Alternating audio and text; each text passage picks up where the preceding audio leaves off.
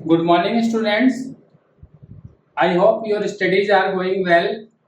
और आपने मेरी पहले वाली वीडियोस देखी हैं जो मैंने क्लास 11th के chapter some basic concepts of chemistry की बनाई है।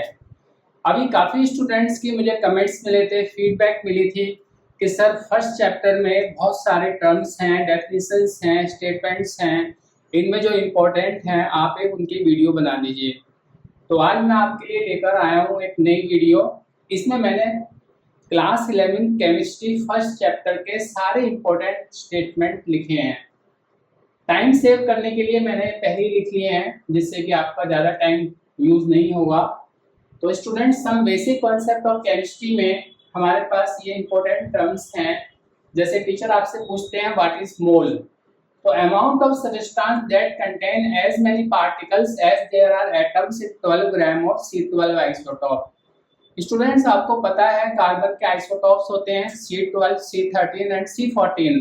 C12 आइसोटोप को हम स्टैंडर्ड लेते हैं, तो कार्बन के C12 आइसोटोप के 12 ग्राम, इसका मतलब 1 मोल। तो 1 मोल कार्बन में जितने एटम्स होते हैं, आपको मालूम है मोल कंसेप्ट में हमने डिस्कस किया है, 1 मोल कार्बन में एटम्स होते हैं एवोगैड्रो नंबर के इक्वल, तो उतने नंबर को हम कहते हैं मोल। मोलर मास क्या होता है students? Mass of 1 mole of substance.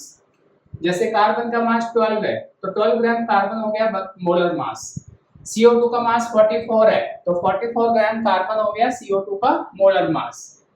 इसके बाद स्टूडेंट्स, बहुत इंपॉर्टेंट टॉपिक है हमारे पास, concentration. What is concentration? Amount of solute in given solvent और सॉल्यूशन। किसी सॉल्वेंट या सॉल्यूशन में जितना सॉल्यूट होता है उसे कहते हैं कंसंट्रेशन। कंसंट्रेशन के डिफरेंट तरीके होते हैं एक्सप्रेस करने के, जैसे molarity capital M, number of mole of solute per litre of solution. 1 litre solution में सॉल्यूट के जितने मोल्स होते हैं उसे मोलैरिटी कहते हैं, और 1 kg सॉल्वेंट में सॉल्यूट के जितने मोल्स होते हैं उसे मोलैरिटी कहते हैं। What is mole fraction students? Mole fraction is number of moles of solute और solvent over total moles of solution. जैसे आपको मोल फ्रैक्शन निकालना है सॉल्यूट का, तो ये आपका हो जाएगा सॉल्यूट के मोल ओवर टोटल मोल्स। इसी तरह से आप सॉल्वेंट के निकाल लोगे, and sum of mole fraction 1 होता है। पार्ट्स पर मिलियन क्या होता है स्टूडेंट्स? जो भी क्वांटिटी 100 ग्राम में होती है उसे हम कहते हैं mass percentage. Amount of solute in gram present in 100 ग्राम। 100 ग्राम में जितना सॉल्यूट का मास है वो तो मास परसेंटेज है, और 1 मिलियन में जितना मास होता है उसे पार्ट्स पर मिलियन कहते हैं। लिमिटिंग रिएजेंट क्या होता है स्टूडेंट्स? वो रिएजेंट जो कि कम क्वांटिटी में होता है। The reagent used first in chemical reaction. इसको लिमिटिंग क्यों बोलते हैं हम? बिकॉज हम इसको ऐसे भी डिफाइन कर सकते हैं, the reagent which limits the amount of product form. Limits means decides, तो इसमें लिमिट्स वर्ड है इसीलिए इसको बोलते हैं लिमिटिंग रिएजेंट। इसके बाद स्टूडेंट्स, आपको कुछ लॉज मेमोराइज करने हैं। Law of conservation of mass, ये बहुत सिंपल है, आपको सबको पता होगा। In chemical reaction mass of product formed is equal to mass of reactant used. Law of conservation, law of constant composition students, a chemical compound always contains same proportion of elements by weight।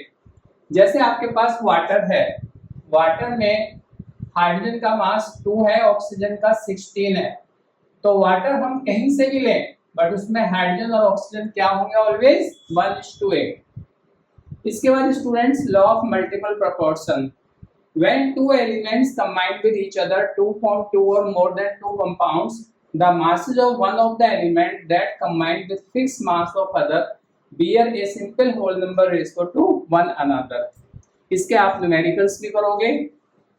Gay-Lussac's law, when gases combine or are produced in chemical reaction, they do so in simple ratio by volume, provided all gases are same temperature and pressure, STP। Avogadro's law क्या होता है students? Equal volume of all gases under similar conditions contain equal number of molecules. इसके बाद students, आपको AMU atomic mass unit या unified मास पता होना चाहिए। 1 AMU क्या होता है? ये मास है exactly equal to 1/12 mass of one atom of C12। Carbon के C12 के एक एटम के मास का आप 1/12 करोगे, उसे बोलते हैं 1 AMU। इसके बाद स्टूडेंट्स हमारे पास है एम्पेरिकल फॉर्मूला और मॉलिक्यूलर फॉर्मूला। जैसे बेंजीन है, बेंजीन का मॉलिक्यूलर फॉर्मूला ये है, एम्पेरिकल फॉर्मूला ये है। तो empirical formula is simplest whole number ratio of atoms. इसका मतलब बेंजीन में कार्बन और हाइड्रोजन की होल नंबर रेशो क्या है, 1:1। और molecular formula it gives exact number of atom of each element. जैसे हमें इससे पता चल रहा है कि बेंजीन के अंदर 6 कार्बन के एटम हैं, 6 हाइड्रोजन के एटम हैं। एवरेज एटॉमिक मास क्या होता है स्टूडेंट्स?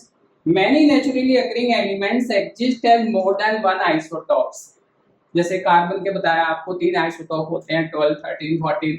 फिर इनका मास कैसे बताएं हम? तीनों का मास अलग अलग होता है। तो their atomic mass is calculated as average atomic mass according to their relative abundance, that is percentage found in nature। जैसे हमारी क्लास में 40 स्टूडेंट्स हैं, सबके केमिस्ट्री में डिफरेंट मार्क्स हैं, यूटी में, मिड टर्म में। अगर हमें एवरेज लेना है तो क्या करेंगे? सारे मार्क्स को ऐड करके नंबर ऑफ स्टूडेंट्स से डिवाइड कर देंगे। What is mass percentage? अभी आपको बताया था, it is amount of solute in grams present in 100 grams of solution. Formula mass क्या होता है स्टूडेंट्स? जो आयनिक कंपाउंड होते हैं जैसे NaCl, वो फ्री मॉलिक्यूल के फॉर्म में एग्जिस्ट नहीं करते हैं स्टूडेंट्स। आयनिक कंपाउंड कैसे एग्जिस्ट करते हैं? क्रिस्टल के फॉर्म में। उस क्रिस्टल में Na आयन के चारों तरफ Cl होंगे, Cl आयन के चारों तरफ Na होंगे। तो आयनिक कंपाउंड के केस में मोलर मास को हम लोग फॉर्मूला मास कहते हैं। जैसे NaCl का मोलर मास स्टूडेंट्स कितना है? 23। Na का मास, Cl का मास है 35.5। तो ये 58.5 ग्राम हो गया। अब इस 58.5 ग्राम को हम लोग मोलर मास ना कह के क्या यूज करते हैं? Formula mass.